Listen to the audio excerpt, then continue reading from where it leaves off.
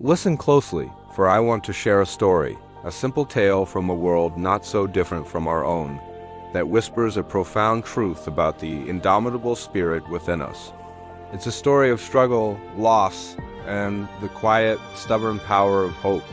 On a sun-drenched morning, in a verdant meadow where wildflowers danced in the gentle breeze, lived two frogs. One was a grand, robust fellow, wise with many seasons, whose croak echoed with authority. Let's call him Barnaby.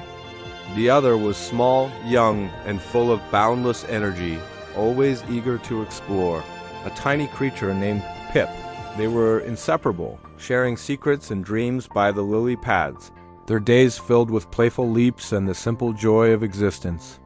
This particular morning, their playful leaps led them too close to an old farmhouse. Curiosity, as it often does, lured them into trouble.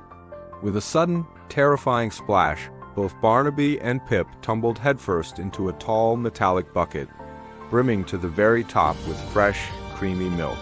The shock was immediate. The smooth, slippery sides offered no purchase, and the milky depths seemed endless.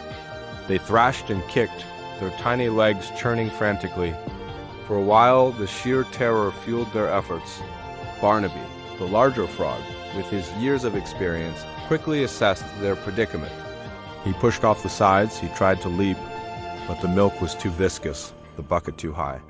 "It's no use, Pip," he croaked, his voice heavy with despair after what felt like an eternity. "The walls are too slick, the bucket too high. We're trapped." He had seen enough to know a lost cause when he saw one. His powerful legs, once so full of might, began to slow. The effort seemed futile, the outcome inevitable. "There's no escape, little friend," he whispered, his eyes dimming. "Save your strength. It's over." Pip, small but spirited, watched his mentor, his friend, surrender to the cold logic of the situation. A wave of sorrow washed over him, chilling him more than the milk itself. He wanted to believe Barnaby, to give in to the weariness that was already creeping into his own small limbs. But something stirred within him, a stubborn refusal to accept defeat, even when faced with the undeniable truth.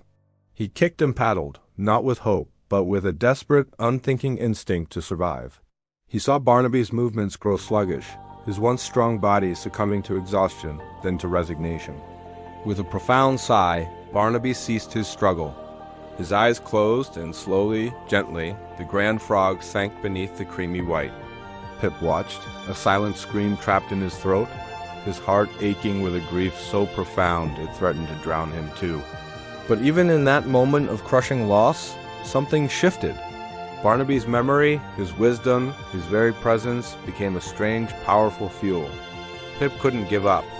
Not now, not when his friend had just vanished into that cold, white abyss. Each kick, each desperate paddle, became a silent tribute, a promise to the memory of Barnaby. He didn't know how he would escape, he just knew he had to keep trying.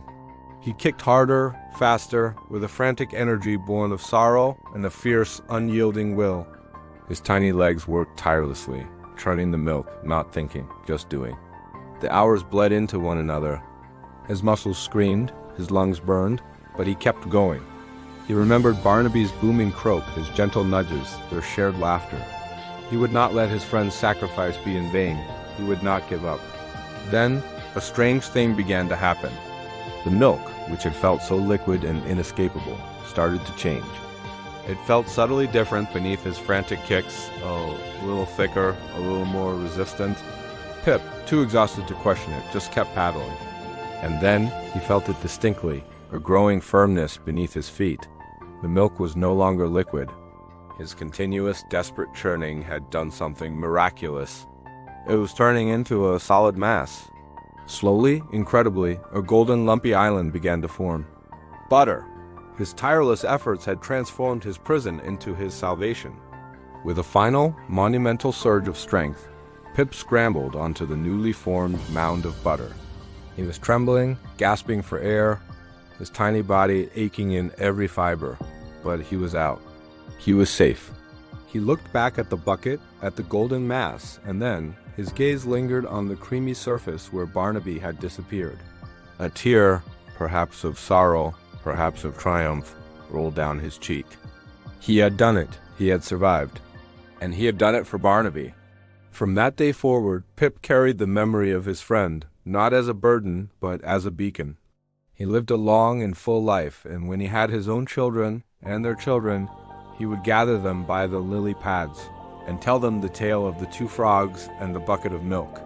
He would speak of Barnaby, the wise frog who had lost hope, and of the profound lesson learned that day. Never, ever give up, he would croak, his voice soft but firm. Even when all seems lost, when the odds are stacked against you and despair whispers in your ear, keep trying, keep kicking. For as long as you keep trying, as long as you refuse to surrender, there is always hope. And sometimes, just sometimes, your very struggle can transform your prison into your escape.